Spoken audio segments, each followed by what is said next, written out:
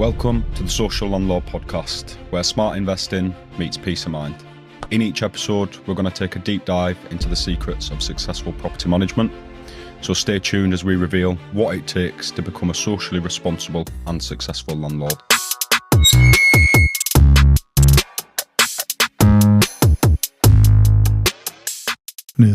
Right, welcome back, part 2. Well, I've been thinking about this, about the Renters Reform Act as well, and I think it's actually a good idea. Because what it will do, it will get rid of all rogue landlords. If it's not abused.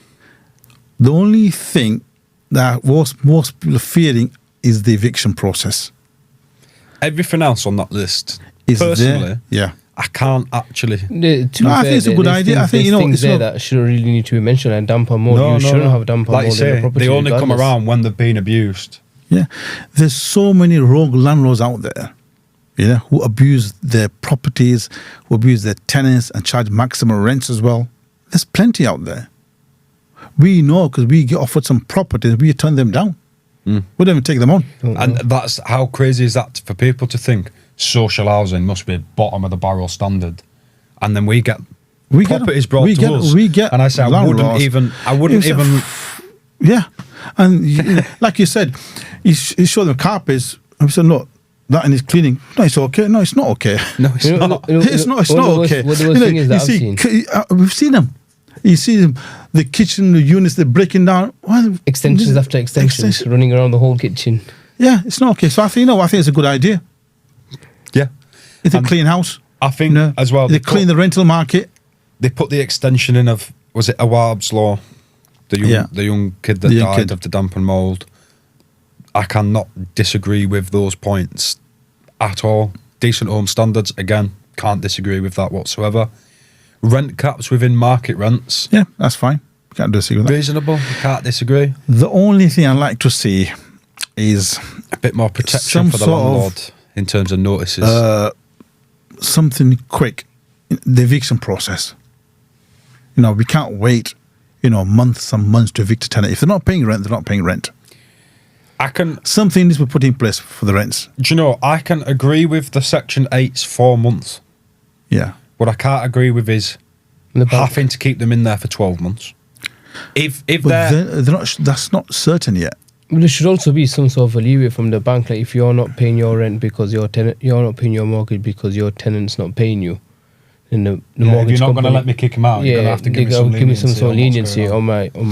And that's the question: do you get repossessed? But hold on a second. If you've got a mortgage and you can't pay your mortgage, in 3 to 6 months' time, the bank will repossess the property, right? So, question: what happens then to the tenant?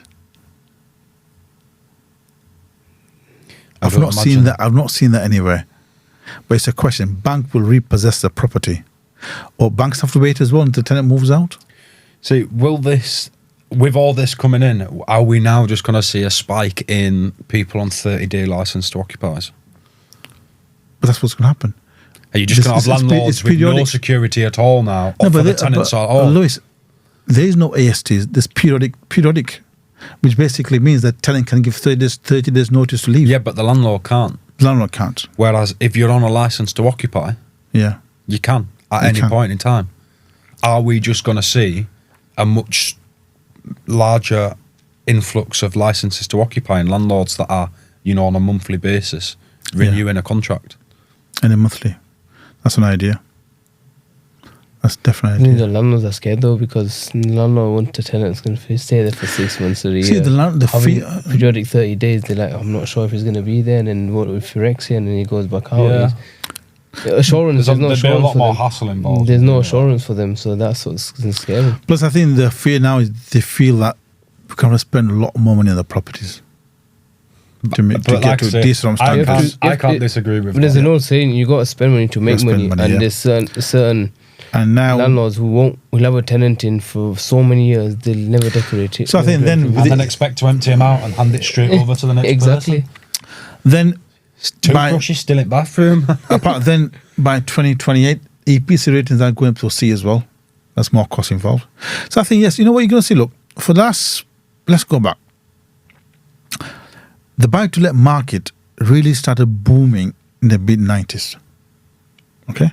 Because it started from when Margaret Thatcher announced the sale of council houses. I don't know exactly what year. And the first buy-to-let mortgages started, I think, mid-90s. I can't remember exactly. So that's when the boom started. Look, we've had a good 30 years of buy-to-let booms. Okay? This is the biggest change in 30 years in the private rental sector. If you go back in the 1990s, you had two types of tenants, council tenants or PRS. Majority of the people were renting from the council. And now, majority of people rent from the private rental sector. So what you've seen now is a massive boost in the private rental sector. So what you see also now, the massive boost in the private rental sector, you will see institutions like your John Lewis, like your Lloyds Bank, want a big slice of that cake now because the returns are much better. If you look at institution and pension funds, where do they put their money? Well, you see that Zuckerberg's been buying properties for years and years. Yeah, but let's look at it this way. If you look at institution and pension funds, they mostly used to put their money into commercial properties. Office space is very quiet now. There's a bigger return on residential. They might get 6-7%, which they're happy with. Most private landlords are looking at returns of 9-10% or 8%. Most institutions, they're happy to settle with 5-6% or 7%. It's very, very, very good as that. Okay? And they will introduce a very, very stringent system to vet, the tenants as well. And most tenants on social housing or social housing benefit, rents will be paid directly from the local authority. But how long until that very easily becomes skewed? I think that'll continue now. I think this is going to be the norm now. I think what you're going to find, if you look at other European countries right now, renting is going to be a norm now. And a lot of institutions will take a big slice of this private rental sector. And what you're going to see, a lot of landlords will be moving out of private rental sector. God, and I can't. Now, if you're a landlord today, if you take a long-term view, you'll prosper. It's never a short-term view. I think it's going to be a long-term view, though. Patience is the key word. Yeah, it's going to be a long-term view. Everyone's scared. Just be patient in the hope that something changes. And like I said in the first part, the solution we have to offer is social housing, supported living. And someone's going to jump on this and start correcting me and telling me I'm wrong, or I've got the country wrong, or something like that. Sweden or Greenland or Iceland, one of the three, they have community housing. Everyone lives in community housing. There's no homeless people. But everything is copy and paste. Everything exactly the same. They all have what looks like a little flat with a small balcony on it, and it's like your universal living wage. Is it? But over there, they get a house, and you're renting. We'll have to go in. I'm going to have to, when we finish here now, have a look at it and show you what I mean. And they're happy. But yeah, they've got no homeless people. Everything is. Why would you not be? But you're then back to the same issue of, Thatcher and deciding to sell council houses. Had she have not done that, would we all have just been living in prefab boxes? There's a saying, own nothing, be happy. I suppose they've got much less responsibilities. Yeah, no responsibility. No matter what you do, you're never going to be... It's like if you live in a council house today, if you still got a council house today, you're better off, aren't you? Because rents are very low. Your rents are very low. Yep. Right? And you got an option to purchase at what? Option to purchase 40%, as long as you live there for more than 4 to 5 years, I think. But why purchase it for? But you lose all your benefit then, and anything why purchase it? Why purchase it? Maintenance paid for as well. As long as you're happy with the location, why move? Come on, I've seen, you see certain estates, people live there for generations. They never move. Yeah. They never move. But now we have this house. Now you see so many non-council estates which have been bought out. Yeah, but that are no longer a council estate. Now they're private landlords. Now they're private landlords. Yes. To be honest, you see a lot of these developments that are owned by developers that are just pushing the fact on having that conversation over shared ownerships. Yeah. Even for that, new houses, but you don't own the property, it's still the shared ownership. You're still paying rent on the other 40%. Mortgage on one side, and then that's a recipe for getting trapped. Yep. They get their break even, they get their cost back, and they get a monthly rent out of you. What is the? This Help to Buy thing as well. Remember when they did the Help to Buy ISIS? Yeah. And there's so many conditions. I don't think there are many people that pass all them conditions. So I had the Help to Buy ISA, and obviously you can only pay in £200 a month. So you can only save £2,400 a year, and they will give you 50% of that. So you put 2,400 in, they'll give you 1,200. Okay. With the Help to Buy, the rule had to be a Help to Buy approved scheme. So one of these new build developers. It had to be a 10% deposit. It had to be a broker that allows this Help to Buy. By the time it had done, there was that half that they'd given you extra in fees and whatever else. It was not beneficial. It got to the point, like I say, 3 years ago, I was ready to buy a house, had the money in there, and the government's 50% on top, and I was like, can't do it.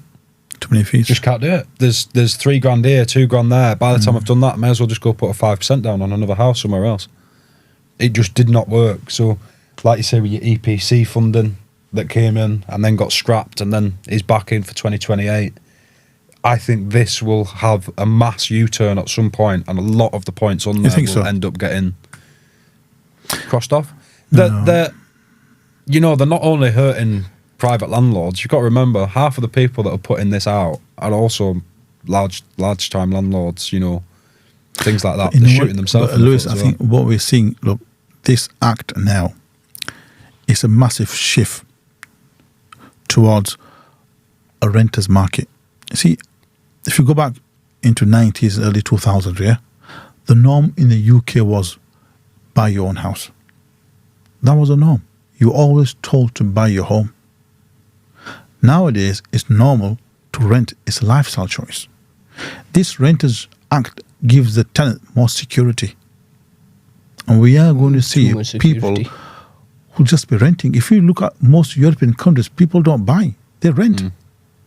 It's just this country where we feel that we have to buy your own house because there's no security. It's a hard question to ask for a property investment firm. Would you say it's a scam? Not a scam, but it's all been a Ponzi at the top. Well, they're getting you to buy your houses. People spend all the money, all the life, saving for a deposit. By the time they die, they've got one house, maybe two. They've worked till they're 65. I mean, the mortgage, yeah? All of it. You know what mortgage means? It's a French word. It means for life. There you go. But this, would you say, in a different world? Well, like you say, if it was an affordable rent and everyone had it, there was a house for everyone, like there is in whatever country it was I was trying to remember. Yeah. They seem to be working easier. Depression rate's much less. Homeless is people zero. Are more stressed here. Job rate is people zero. Are more stressed paying mortgages. People are more happy as well. They're more people are more stressed paying mortgages. Where they've got easy lives. They're more content, aren't they? Yeah. Would you say that we're sat here wasting our time trying to build a little pyramid scheme for ourselves to get to 50 years old and still have the same thing at the end of it? You could be right, because then how much you end up actually paying for your house in a mortgage? And do you take it with you? No. It's like you're buying your house for £140,000, right? Is there any point in stressing yourself for 40 years? And you're going to take about 20, 25-year mortgage.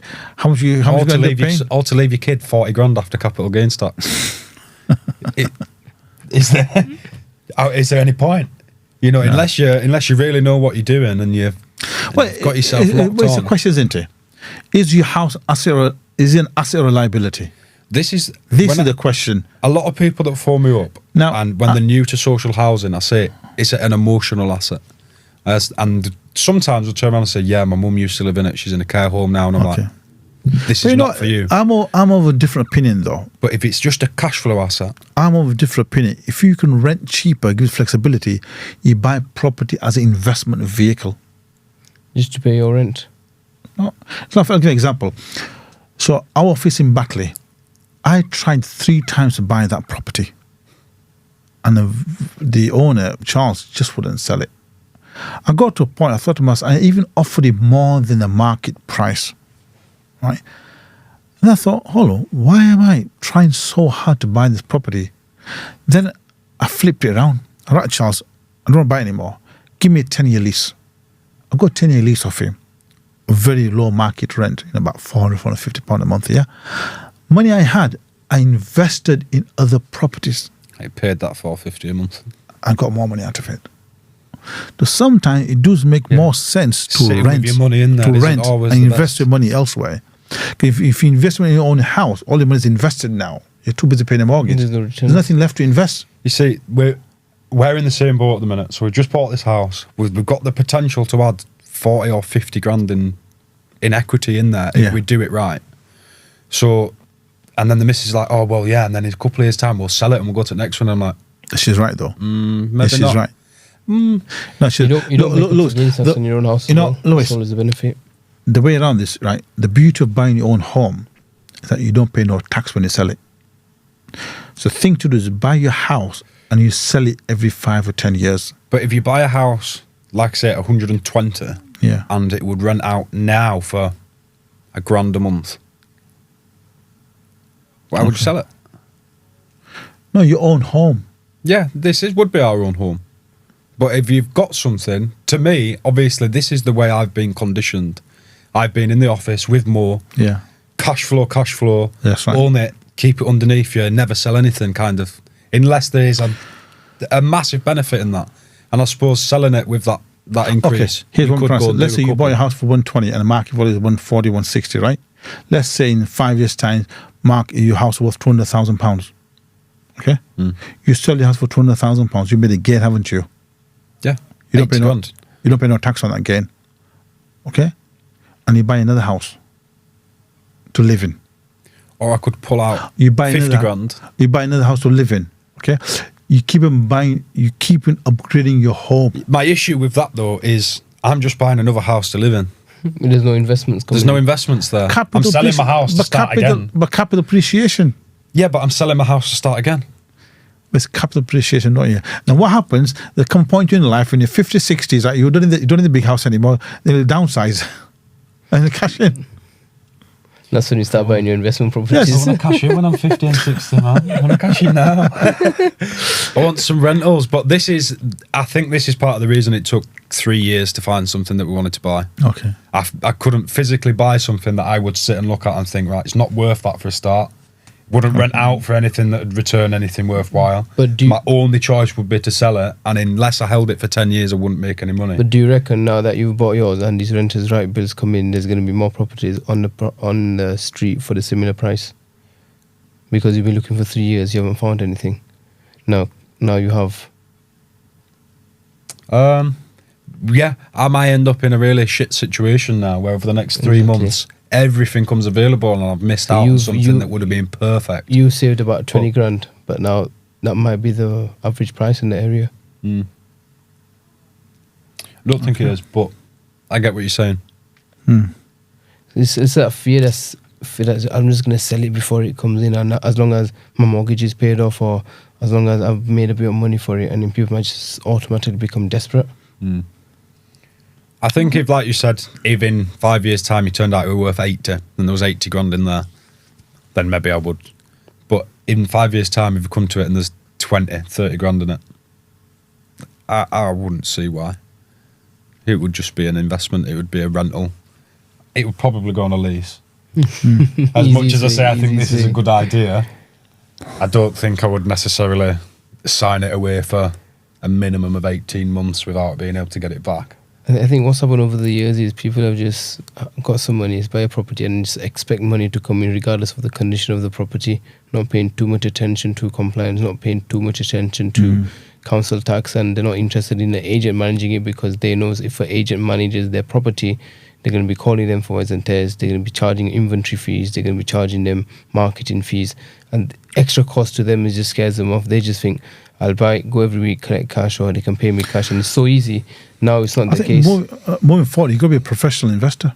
I think you've got to be professional about it. Complete business. Yeah, it's a business. It was side it's a business. Before. Property is a business. You've got to be professional about it.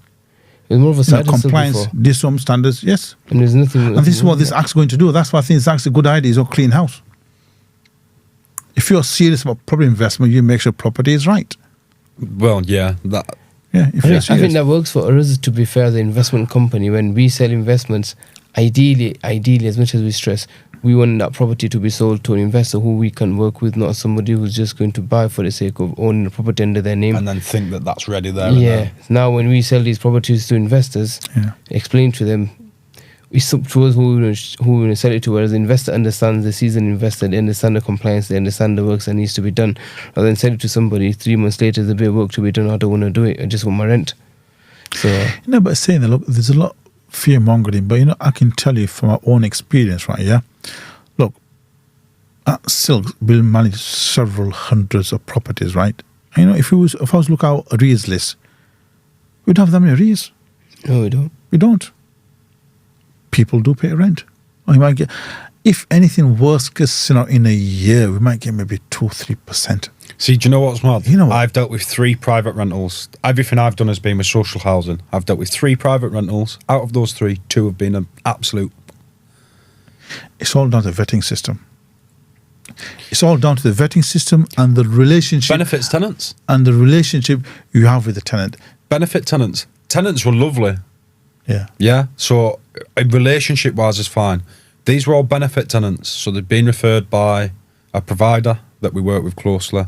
We just wanted to put them in there just to help them out more than anything. And the guy was, when you meet them, they want back on their feet. They want out of the shared house with other benefit tenants. They want their own space. They want to get back on their feet and working again and doing whatever. But 2 or 3 of them obviously just spun a yarn. And so to me, private rental or the DSS tenant without the assurance of a longer term lease is an immediate no. So I can understand why they have to say you can't discriminate against them anymore. Because a lot of landlords... But if they don't pass a credit check, like you say, it's not discrimination. They just don't tick the box. Yeah, that's right. And I thought also it's important, landlords, if they have private tenants, establish a good relationship with the tenants. Yeah, that helps massively. But majority of the tenants are fine. Majority are fine. Well, you say you have a good relationship, but you've got hundreds of properties. You can't tell me you're there every week taking them there. Not every week, but it's like Fraser does it right here. You go for inspections. All you're doing is having a chat with them, get to know them, have a coffee with them, inspect the property once or twice a year. You go to have a chat, have a coffee with them. You got to understand. These people that live in 1-bed flats. We've got tenants who've been living in 1-bed flats for the last 5-6 years. They don't want to move. They're happy there. They don't talk to many people. They don't interact with a lot of people. They don't have many friends. So when you go there, a lot of the time just goes you just listening to them. Yeah, that's what. Honestly, just listening to them and just appreciate you coming by, and it's just small things to them that make a big difference. And that's what he means by relationships, where not physically going every meet. I only go maybe twice a year, and they remember what we talked about the last time I came. And I genuinely don't have a clue. I can't remember that long. They genuinely talk about what we talk about, what we remembered. So.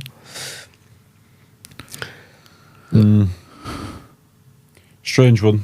Strange times coming. Yeah, definitely. I'll be interested to see. I would like to be a fly on the wall 5 years from now and just see, because I imagine the standard of properties that have to come through gradually over time is going to have to be better. Because they've all done this. I think it makes you think that how much money are people going to spend, and they eventually just get sick of it. But Lewis, I can't keep contractors as they are. Never mind when every landlord in the country has got a refurb. Well, Lewis, I think the next job, become a contractor. Yeah, be enough work for you to go around. Well, what you're going to see, to be honest with you, you're going to see a lot of landlords selling their investment properties, and secondly, you're going to see a lot of landlords changing to social housing with the likes of ourselves. Yeah, I've seen a lot of landlords selling to us now. Where if you give the option of social housing or 5-year leases, they'll take it. Seen a lot of landlords selling up already, and I'd say we probably have had an increase of inquiries and stuff it's all like going to that. increase now. So for us guys, I think it's a great opportunity. I think it's a great opportunity right now. You may as well put it out there. So any of these landlords that are selling up, reach out, cash purchase. Yep. Yeah. Any of these landlords that are stuck, don't want to go down that path, don't have the knowledge or time or experience to fight the new rules that they're putting in. Again, social housing, reach out see what we can do. Definitely. Might be there.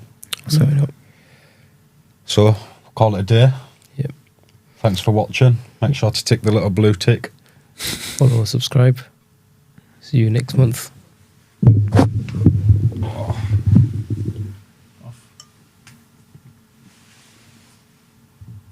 It's too warm in here, isn't it? Too warm, I'm Warm in sweating. here. I'm feeling warm as well. Oh, my hands so sore everywhere.